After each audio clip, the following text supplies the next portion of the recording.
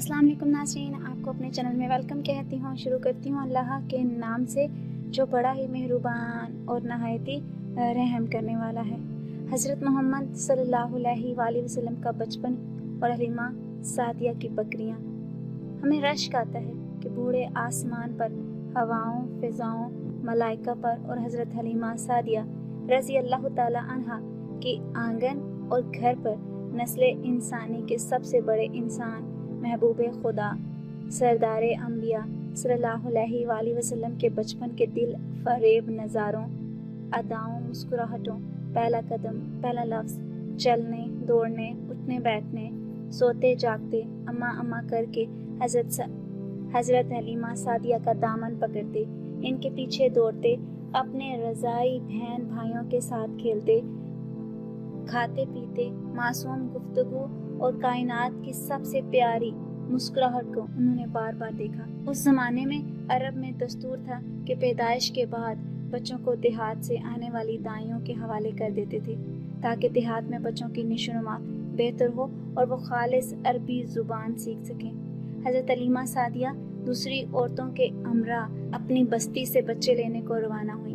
उनका खच्चर बहुत कमज़ोर और मरियल था, साथ में कमज़ोर और बूढ़ी ऊँटनी थी जो बहुत आहिस्ता चलती और इसकी वजह से हलीमा काफले से बहुत पीछे रह जाती। इसी वजह से वो सबसे आखिर में मक्का में दाखिल हुई। काफले की औरतें बार बार उन्हें कोसती कि जल्दी चलो, तुम्हारी वजह से देर हो रही है। मक्का में आकर दाई और मुख्तलिफ बच्चे ले लिए, मगर नबी करीम सल्लल्लाहु अलैहि वसल्लम को किसी ने इस ख्याल से ना लिया कि यतीम है, इनके घर से इन्हें मुआवजा मिलेगा भी या कि नहीं। यहाँ तक कि हर दाई को कोई ना कोई बच्चा मिल गया, सिर्फ हज़रत हलीमा रह गई। जब हज़रत हलीमा को कोई बच्चा ना मिला और सिर्फ नबी करीम सल्लल्लाहु अलैहि वसल्लम रह गए तो उन्होंने अपने शोहर से कहा, मुझे ये बात बड़ी नागवार है कि मैं बगैर बच्चों के जाऊँ। दूसरी औरतें भी मुझे ताना देंगी, क्यों ना हम इस यतीम बच्चे को ले लें। शोहर ने इजाज़त दी। हज़रत हलीमा सादिया हज़रत अब्दुल मुत्तलिब के घर पहुँची। हज़रत आमना रज़ी अल्लाह ताला अन्हा इन्हें बच्चे के पास लाईं। आप सल्लल्लाहु अलैहि वसल्लम का हुस्न जमाल देखकर हज़रत हलीमा हैरान रह गईं। आप सल्लल्लाहु अलैहि वसल्लम सोए हुए थे। जो ही उन्होंने आप सल्लल्लाहु अलैहि वसल्लम के सीने पर मोहब्बत से हाथ रखा, आप सल्लल्लाहु अलैहि वसल्लम मुस्कुरा दिए और आंखें खोलकर इनकी तरफ देखने लगे। हज़रत हलीमा फरमाती हैं कि मैंने देखा कि एक नूर सा आप सल्लल्लाहु अलैहि वसल्लम की आंखों से निकला जो आसमान तक पहुंच गया। हज़रत हलीमा फरमाती हैं कि जब मैंने आप सल्लल्लाहु अलैहि वसल्लम को देखा और इनको लेकर अपने खच्चर पर सवार हुई तो हमारा खच्चर इतना तेज चला कि सारे काफले को पीछे छोड़ दिया, हालांकि वो सबसे पीछे रहता था। सारी औरतें कहने लगी, हैं हलीमा, क्या ये वही खच्चर है जिस पर तुम आई थी? उन्होंने जवाब दिया कि ये वही खच्चर है, बाखुदा इसका मामला अजीब है। हज़रत हलीमा नबी करीम सल्लल्लाहु अलैहि वसल्लम को लेकर बस्ती पहुंची। इन दिनों ये इलाका खुश्क और कहत ज़दा था। शाम को जब उनकी बकरियां चर कर आईं तो उनके थन भरे हुए थे, हालांकि पहले इनसे दूध बहुत कम और बहुत मुश्किल से निकलता था, लेकिन उस दिन सारे बर्तन भर गए। सब ने जान लिया कि सब बरकत इस बच्चे की वजह से है। बाकी लोगों की बकरियां बदस्तूर कम दूध दे रही थी। 8 माह के हुए तो बातें करने लगे। आप सल्लल्लाहु अलैहि वसल्लम की बातें समझ में आती थी। 9 माह की उम्र में आप सल्लल्लाहु अलैहि वसल्लम बहुत साफ गुफ्तगू करने लगे। जब से आप सल्लल्लाहु अलैहि वसल्लम इस बस्ती में आए, सब लोग आप सल्लल्लाहु अलैहि वसल्लम से मोहब्बत करने लगे। जब आप सल्लल्लाहु अलैहि वसल्लम 2 साल के हुए तो हज़रत हलीमा आप सल्लल्लाहु अलैहि वसल्लम को लेकर आप सल्लल्लाहु अलैहि वसल्लम की वालदा के पास आईं।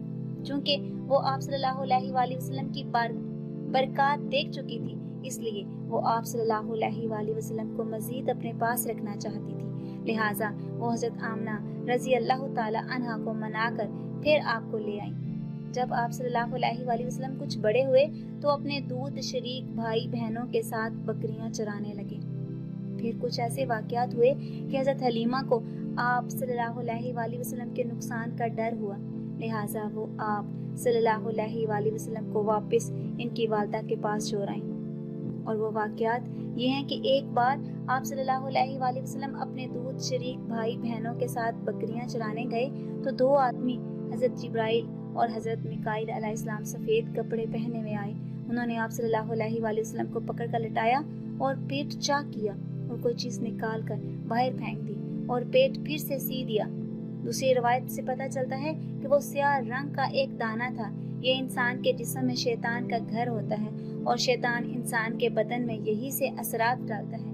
جب حضرت حلیمہ کو یہ سب معلوم ہوا تو ڈر گئی۔ اسی طرح حضرت حلیمہ کے پاس سے ایک بار یہودیوں کی جماعت گزری تو آپ صلی اللہ علیہ وآلہ وسلم کے بارے میں تفصیلات معلوم کر کے انہوں نے آپ صلی اللہ علیہ وآلہ وسلم کو قتل کرنے کا مشورہ دیا۔ انہوں نے حضرت حلیمہ سے پوچھا یہ بچہ یتیم ہے؟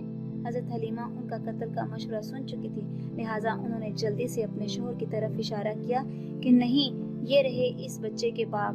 تب انہوں نے کہا اگر یہ بچہ یتیم ہوتا تو ہم اسے ضرور قتل کر دیتے، اس لیے کہ پرانے کتب میں آخری نبی کی نشانیوں میں سے یہ بھی ہے کہ وہ یتیم ہوں گے۔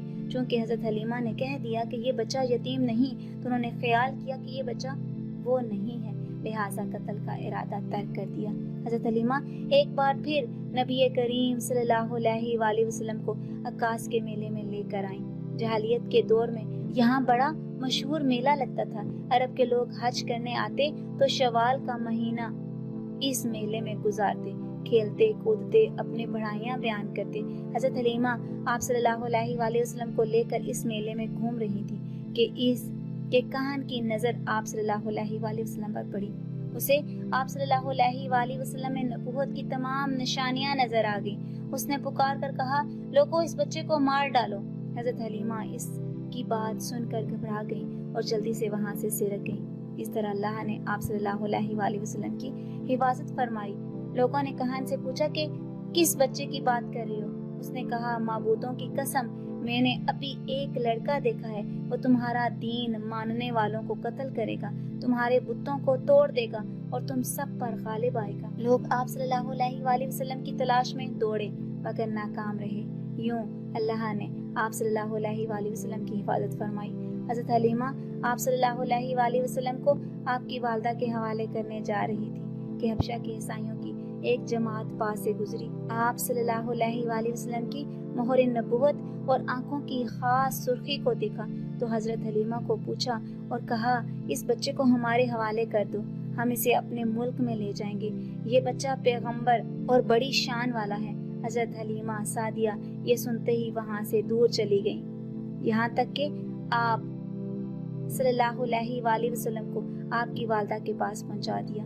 جب حضرت حلیمہ سعدیہ نے آپ صلی اللہ علیہ وآلہ وسلم کو آپ کی والدہ کے حوالے کیا تو اس وقت آپ صلی اللہ علیہ وآلہ وسلم کی عمر 4 سے 6 سال تھی۔ آپ صلی اللہ علیہ وآلہ وسلم کی والدہ آپ کو لے کر مدینہ منورہ گئیں۔ ایمن بھی ساتھ تھی۔ ایک دن مدینہ کے 2 یہودی ایمن کے پاس آئے اور کہا ذرا محمد کو ہمارے سامنے لاؤ، ہم انہیں دیکھنا چاہتے ہیں۔ انہوں نے اچھی طرح دیکھا، پھر ایک اپنے ساتھی سے بولا کہ یہ اس امت کا نبی ہے اور یہ شہر ان کی ہجرت گاہ ہے، یہاں زبردست جنگ ہوگی۔ جب آپ صلی اللہ علیہ وآلہ وسلم کی والدہ کو معلوم ہوا تو ڈر گئیں۔ آپ صلی اللہ علیہ وآلہ وسلم کو لے کر مکہ روانہ ہوئیں مگر راستے میں ہی ابوا کے مقام پر وفات پا گئی۔ آپ کو یہیں دفن کیا گیا۔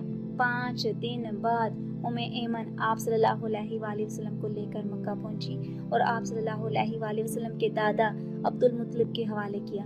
ایک روز بنو مطلج کے لوگ حضرت عبد المطلب کے پاس آئے۔ یہ لوگ قیافہ شہناز تھے، آدمی کا چہرہ دیکھ کر اس کے مستقبل کا اندازہ لگاتے تھے اور انہیں آپ صلی اللہ علیہ وآلہ وسلم کے بارے میں فرمایا اس بچے کی حفاظت کرو، اس لیے کہ مقام ابراہیم پر جو حضرت ابراہیم علیہ السلام کے قدم کا نشان ہے، اس بچے کے پاؤں کا نشان بالکل اس سے ملتا جلتا ہے۔ اس قدر مشابہت ہم نے اور کسی کے پاؤں میں نہیں دیکھی۔ ہمارا خیال ہے یہ بچہ نرالی شان کا مالک ہوگا، اس لیے اس کی حفاظت کریں۔ ایک روز حضرت عبد المطلب حجر اسود کے پاس بیٹھے تھے کہ نجران کے حسائی آگے، ان میں ایک بڑا پادری بھی تھا۔ اس نے کہا ہماری کتابوں میں ایک ایسے نبی کی علامات ہیں جو اسماعیل کی اولاد میں ہونا باقی ہے، یہ شہر اس کی جائے پیدائش ہوگا، اس کی یہ نشانیاں ہیں۔ ابھی یہ بات ہو ہی رہی تھی کہ ایک شخص نبی کریم صلی اللہ علیہ وآلہ وسلم کو لے کر وہاں پہنچا۔ پادری کی نظر جو ہی آپ صلی اللہ علیہ وآلہ وسلم پر پڑی وہ چونک اٹھا۔ آپ صلی اللہ علیہ وآلہ وسلم کی آنکھوں، کمر، پیروں کو دیکھ کر چلا اٹھا کہ یہی وہ نبی ہیں، یہی وہ نبی ہیں، یہ تمہارے کیا لگتے ہیں؟ حضرت عبد المطلب نے کہا یہ میرے بیٹے ہیں۔ اس پر پادری بولا تب یہ وہ نہیں ہیں، ہماری کتابوں میں لکھا ہے کہ اس کے والد کا انتقال اس کی پیدائش سے پہلے ہو جائے گا۔ اس پر عبد المطلب نے کہا یہ دراصل میرا پوتا ہے، اس کے والد کا انتقال اس کی پیدائش سے پہلے ہو گیا تھا۔ پادری نے کہا ہاں یہ ہوئی نا بات، آپ اس کی پوری طرح حفاظت کریں۔ جب آپ صلی اللہ علیہ وآلہ وسلم 8 سال کے ہوئے تو آپ صلی اللہ علیہ وآلہ وسلم کے دادا عبد المطلب وفات پا گئے اور عبد المطلب نے مرتے وقت آپ صلی اللہ علیہ وآلہ وسلم کو حضرت ابو طالب کے سپرد کیا۔ ایمن کہتی ہیں کہ جس وقت حضرت عبد المطلب کا جنازہ اٹھا تو آپ صلی اللہ علیہ وآلہ وسلم کو دیکھا کہ جنازے کے پیچھے روتے جاتے تھے۔ حضرت عبد المطلب کے بعد حضرت ابو طالب آپ صلی اللہ علیہ وآلہ وسلم کے نگران ہوئے۔ یہ مالی اعتبار سے کمزور تھے، 2 وقت سارے گھرانے کو پیٹ بھر کر کھانا نہیں ملتا تھا، لیکن جب نبی کریم صلی اللہ علیہ وآلہ وسلم ان کے ساتھ کھاتے تو تھوڑا کھانا بھی سب کو کافی ہو جاتا، سب سیر ہو جاتے اور کھانا بچ بھی جاتا۔ نبی کریم صلی اللہ علیہ وآلہ وسلم چند سال اپنے دوسرے چچا زبیر کے ساتھ بھی رہے۔ ایک بار ان کے ساتھ قافلہ یمن میں تشریف لے گئے۔